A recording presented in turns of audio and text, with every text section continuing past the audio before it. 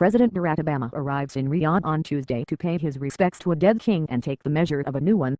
The timing could hardly be more delicate, with the United States approaching a potential endgame in nuclear negotiations with Saudi Arabia's archenemy, Iran, and conflicts flaring on Saudi Arabia's borders with Yemen and Syria that threaten both countries. In a sign of the high stakes, a visit that began as a hastily scheduled condolence call for King Abdullah, who died last week, has now been stretched to include a tete-a-tete and formal dinner for Obama with Abdullah's successor, King Salman bin Abdul Aziz. Obama will be on the ground for just over 4 hours, crucial face time in a country that places a particularly high value on in-person diplomacy, experts say. Obama has so far only had glancing encounters with Salman, who spent most of his government career focused on internal matters that provided little reason to work with Americans.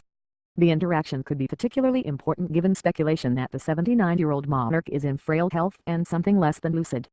This is an opportunity for the president to both pay respects for the life of King Abdullah, who he worked very closely with, but also to meet the new leader of Saudi Arabia and his team, Deputy National Security Advisor Ben Rhodes said Monday in India.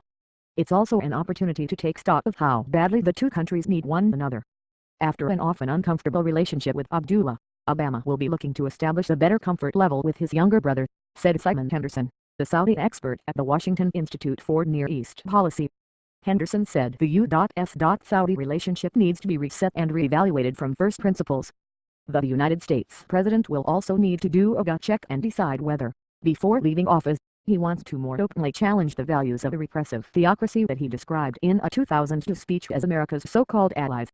By many measures, the bond is nonetheless strong. Saudi Arabia has provided the United States with vital assistance against terrorism, helping to disrupt multiple terror plots. It is also what a senior administration official calls a strategic partner against ISIL, which has seized large swaths of northern Iraq and eastern Syria. The United States has also cooperated with Saudi Arabia on other security issues like Middle East peace and Egypt's post-revolution political transition. And Riyadh's decision not to prop up plunging oil prices with production cuts has pummeled the economies of Russia and Iran, much to Washington's delight. But Obama and Abdullah never quite saw eye to eye, and the same may go for the mostly like-minded Salman.